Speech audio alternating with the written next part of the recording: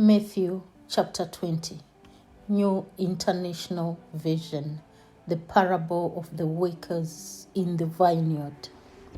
For the kingdom of heaven is like a landowner who went out early in the morning to hire workers for his vineyard.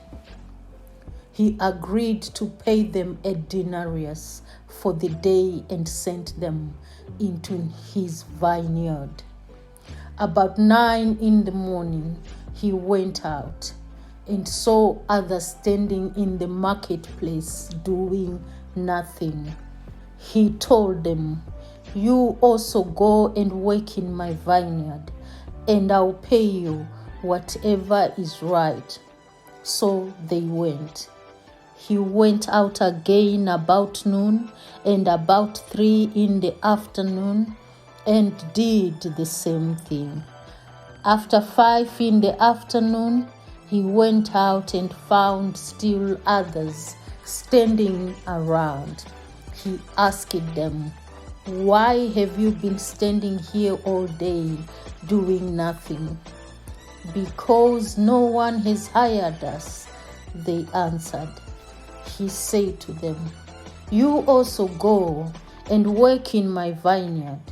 When evening came, the owner of the vineyard said to his foreman, "Call the workers and pay them their wages, beginning with the last ones hired, going on to the first." The workers were hired about 5 in the afternoon and received each a denarius. So when those came who were hired first, they expected to receive more, but each one of them also received a denarius. When they received it, they began to grumble against the landowner. "These who were hired last worked only 1 hour," they said, "and you have made them equal to us who have borne the burden of the work and the heat of the day." But he answered one of them, "I am not being unfair to you, friend. Didn't you agree to work for a denarius? Take your pay and go. I want to give the one who was hired last the same as I gave you. Don't I have the right to do what I want with my own money? Or are you envious because I'm generous?" So the last will be first, and the first will be last. Jesus predicts his death a 3rd time.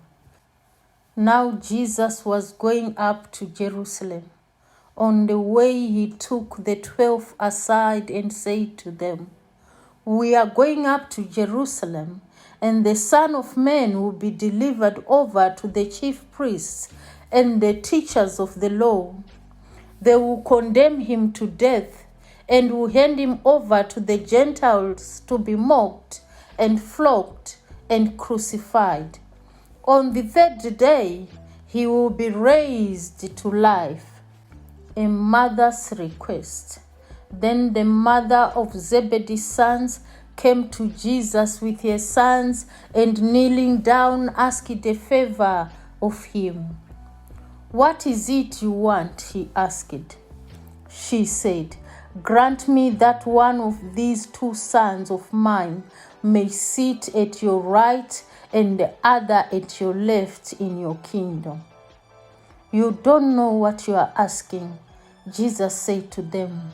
"Can you drink the cup that I'm going to drink?" "We can," they answered. Jesus said to them, "You will indeed drink from my cup, but to sit at my right or left is not for me to grant. These places belong to those for whom they have been prepared by my Father."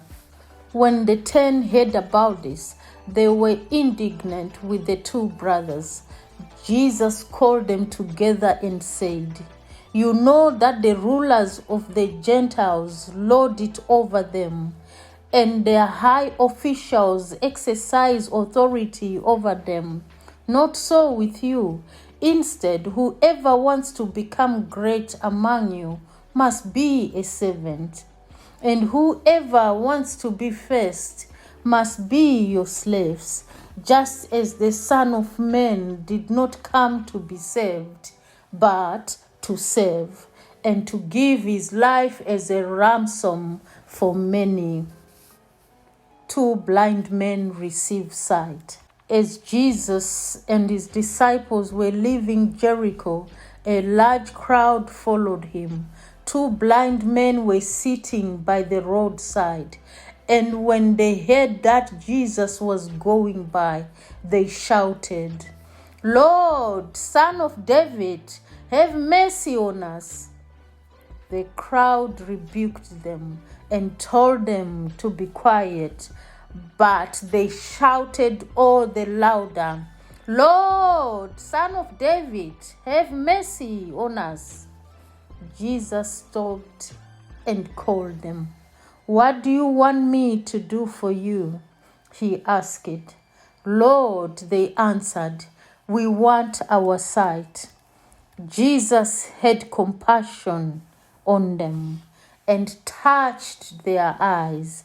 Immediately they received their sight and followed him. This is the end of today's reading. Be you blessed in the mighty name of our Lord Jesus Christ.